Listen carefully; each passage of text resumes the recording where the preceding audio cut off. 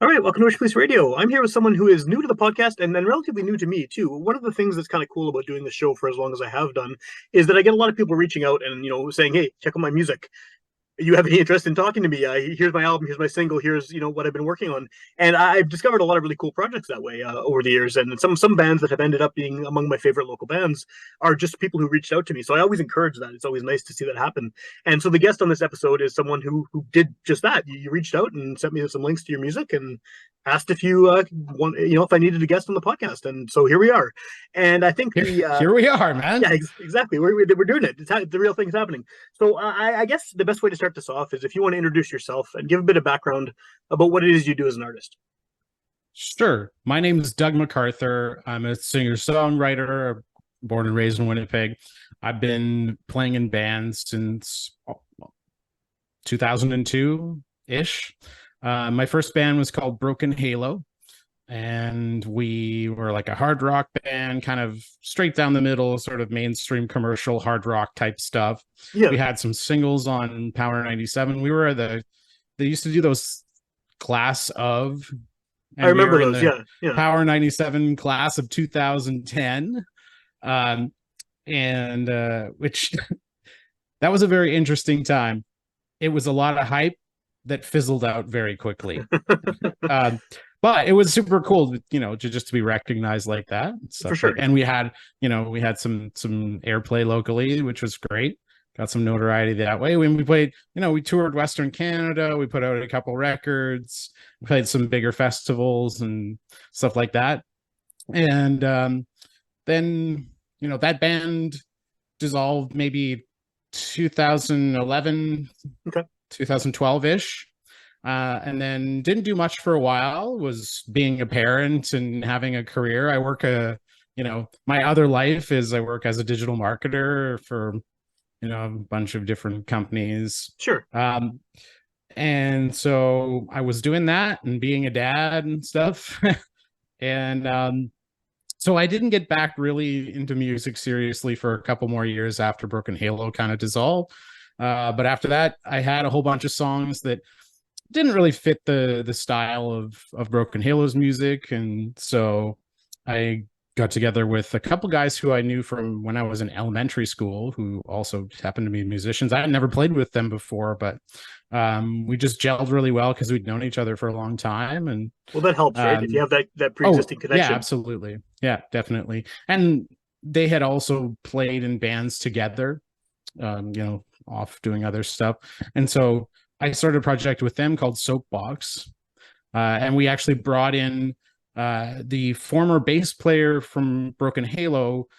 Came on to Soapbox to play lead guitar, so switch Okay. instruments, and he added some interesting song ideas as well. We put out a record, a self-produced record in 2015. And unfortunately, that band, we were all sort of busy with families and stuff like that, so it was very difficult for us to play shows and to sort of push promotion of our music and stuff. So I feel like you know that's the one where we put out an album and I don't know if anyone's ever really heard it. you know um Well, it's interesting you say that because when you messaged me and you started talking a bit about sort of what your musical history was in the city, I'd heard of Broken Halo, but the other one, yeah, yeah, it was a new name to me, so for that sure. kind of Yeah, makes and I sense. think it's probably just because we we had a hard time booking shows and being as active as you need to be to sort of gain any kind of notoriety and stuff Yeah, like that. And then it just the reason that band kind of fizzled out was because everyone in the band kept having kids. We were all in our mid to late 30s, yeah. and so it was just that phase of life where everyone was off doing family stuff. But after that, I still was continuing to write music on my own and had a handful of song ideas that I'd been working on for a long time, just sticking them in a drawer, Yeah. that kind of thing. I would go to the occasional open mic and play solo or anything like that, but wasn't I didn't there was a long period of time where I just wasn't really doing music with any kind of intentionality. I I was still interested in writing and performing, but I wasn't doing it actively like I Sure. am now. And sort of what changed for me was that there came a point where, we went through the pandemic where it wasn't even possible to do that. And that was during a time where I wasn't really active anyways. But coming out of that, I realized that there's a huge chunk of who I am as a person and what makes me happy that I was just completely ignoring. And that's making music and performing and just sharing music with people and just being part of that community. And so I just realized, like, why am I denying myself, this big part of who I am? And just decided that I should just approach it with a lot more intentionality. And I knew that I had material that I thought was good enough to do something with. And while I was kind of going through that process of like, what am I going to do with this? Like, am I just going to, try and spool up a solo career, put my old band back together? I have no idea. I had, I had a lot of different ways that I could have gone, but it just so happened that when I was thinking about that more intentionally, that I saw that Rusty Robot was posting about how, he does production. He works with lots of different bands, musicians and stuff. So one day, kind of just out of nowhere, like Rusty and I didn't really know each other that well beforehand. But I just sent him a message on Instagram with like a video of me playing my song Hermit Phase. And I said, hey man, do you think this is anything? And it took him a couple days, I think, but he did get back to me. He's like, yeah, that's a good tune, man. I'm like, cool. Well, do you want to help me record like a studio version of that song? He's like, oh, that's why you sent it to me. Because at first there's no context for it. I was just sending him this video of me playing this song. He's like, oh, that's cool. But no, after that, I was like, no, I want to hire you to produce this song with me. And so we did that. And we wound up actually doing another one after that called Draw the Line. And working with Rusty was just one of the best experiences that I've had making music.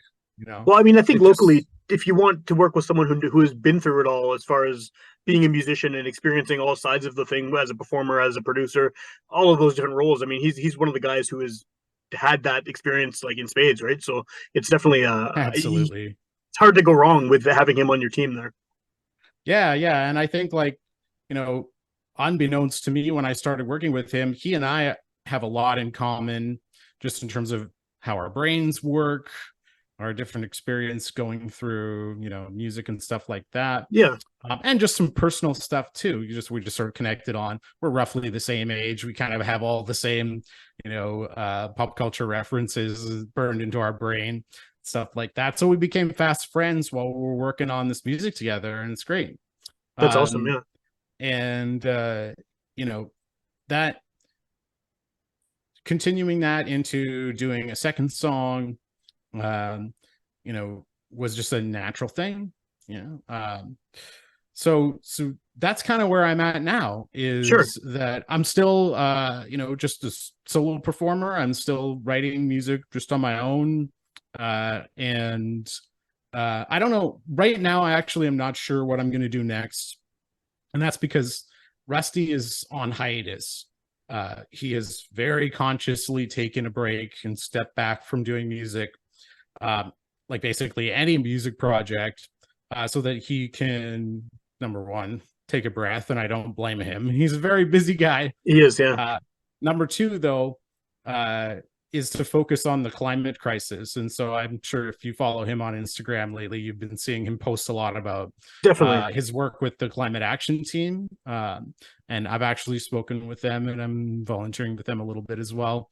But so in terms of what my plans are for, like, the next music that I'm going to produce, I don't really have a big plan for that right now. Well, They kind of jumped. You're kind of jumping ahead of the question I was going to ask, but that's fine because In connection to that, I mean, I guess with this solo stuff, I mean, you have these two songs that are done now. Obviously, you've had all these songs you've been working on, just like you said, kind of hobby like at first over the years, and now you're sort of taking it more seriously Yeah. as an ongoing project. But how do these songs differ, whether it's thematically, sonically, anything like that, from the songs you'd written before with these other bands you were in? Because obviously, I mean, sound wise, it is different. You're playing a different style. It's you rather than a unit, a band as a unit. But I mean, is there a different approach? You're older, you've gone through more things, you have a family, you've been through the pandemic. Has that all of this affected sort of the way your songs are put together and the way that they sort of spring out of you? Yeah, I think it has. Like, I think as with probably anybody as who does creative work, your perspective is going to change over time, and Yeah, it's going to change what your output is.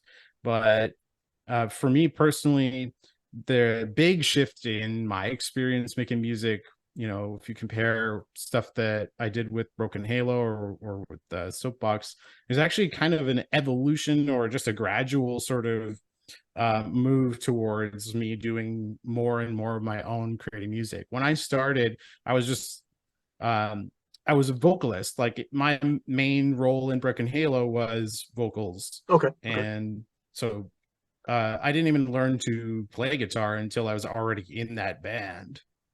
Uh, so supporting myself as a songwriter was something that I built up skill over time, while I was already in a band, a super active band. sure, And so my experience writing songs for Broken Halo was that my guitarist Jared would come with basically an entire song, like a fully cooked piece of music, and say, all right, let's jam this. You can figure out something to do over top of this. And more or less that was our whole experience. There's only one Broken Halo song that we recorded that was one that I wrote, and it's okay, okay. called it's called Control. And actually did a different version of that song with Soapbox later on. um but yeah, by and large, everything that that band did musically, uh I mean, in terms of playing instruments, came from the other band members, and I was just there sort of reacting to that, as it were. um and then, fast forward to my time with Soapbox, the vast majority of those songs were ones that I wrote, that I brought to the band. Other members did also bring song ideas, and those came into the fold as well, but most of the stuff that Soapbox did was songs that I wrote. Okay. um so now, having no other people to sort of bounce off creatively, obviously, aside from Rusty, who added an insane amount of just, like, he took my kernel of ideas and made the best version of them possible, which is his whole thing. Yeah, yeah. So that's my experience now. Um I feel a lot more confident in my ability to put a song together now than I did then. Just in terms of just putting together, here's chord progressions, here's how I feel like the melody should go over top of that, here's the structure I want in terms of how it's, I'm trying to get across an idea. And I also feel like I've slowed down quite a bit, probably just because I'm old.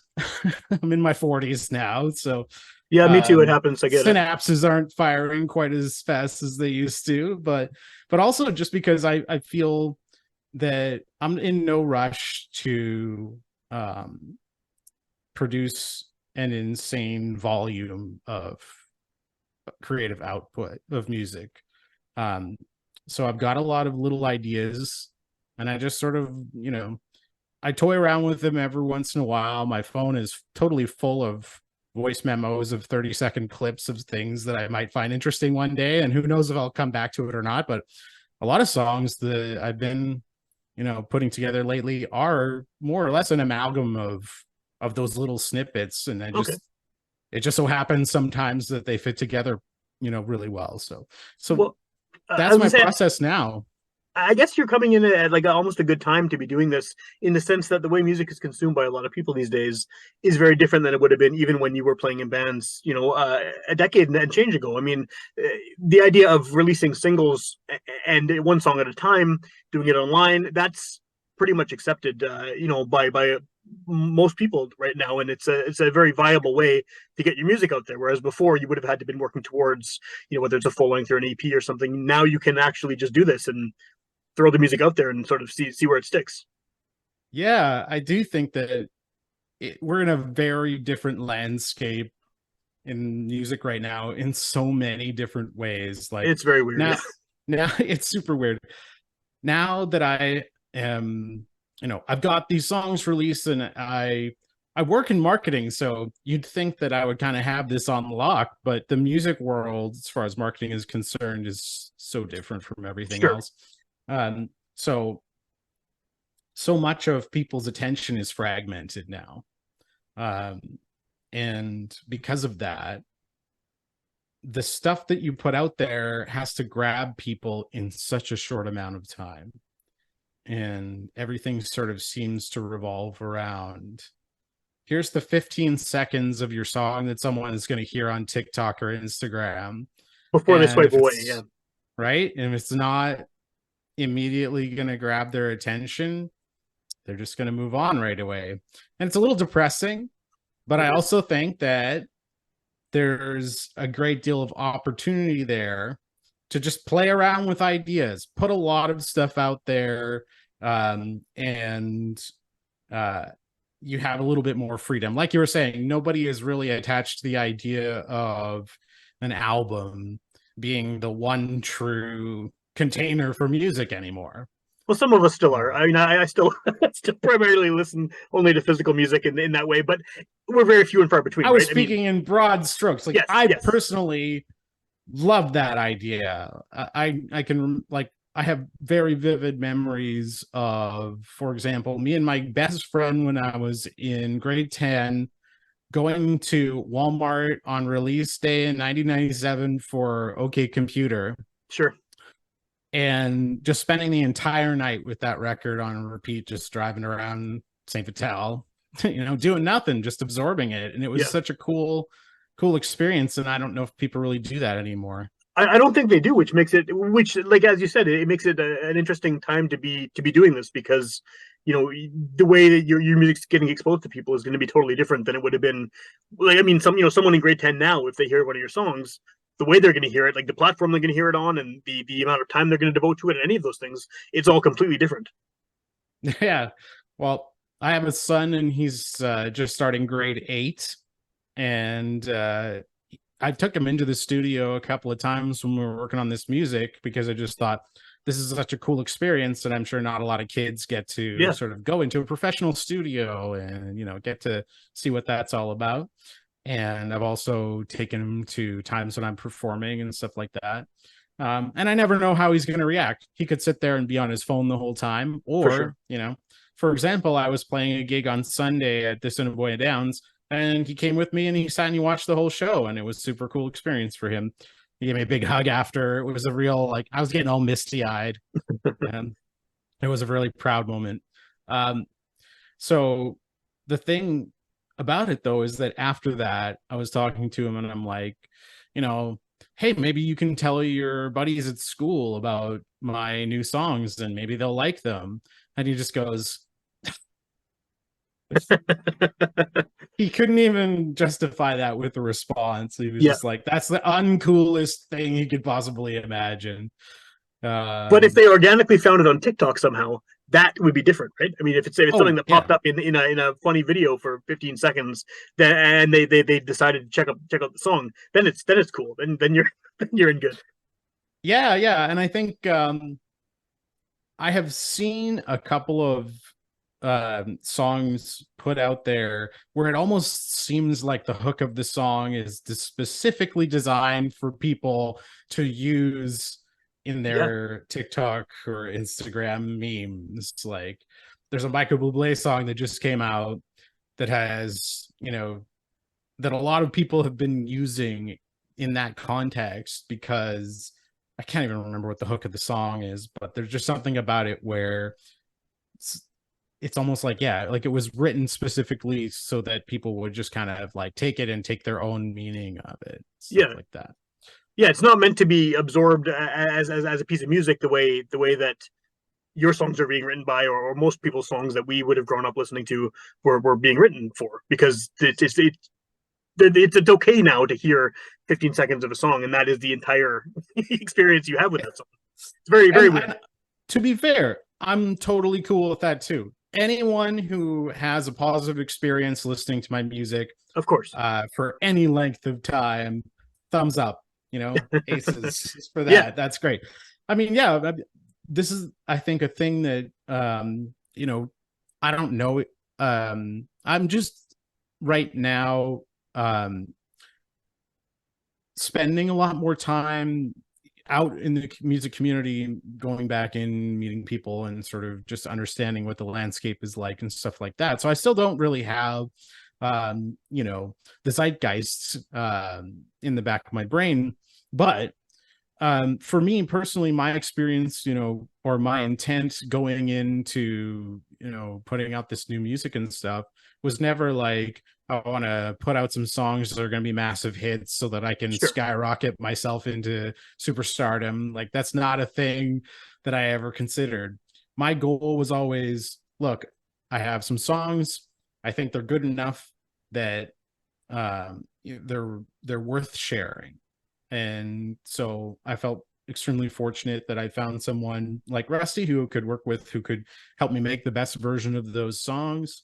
Yeah. Put them out there. I'm very proud of the work that we did together.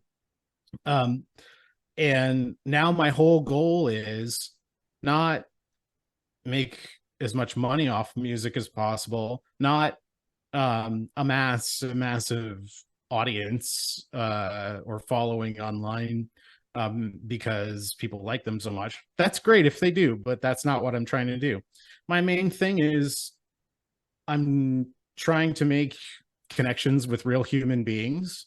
If they like my stuff, excellent. And just trying to share it with as many people who I hope will like it as possible. Cool. And that's it. Like, for me, I also feel a great deal of privilege to be in that situation, because I do know a lot of people who are career musicians, or who've made a living in the industry many different ways, and I see what a struggle it is to do Yeah. that full time. You have to do 10 million different things to make ends meet as a musician now. You have to be your own marketing team, your Yep. own videographer, your own hype person, your own social media person.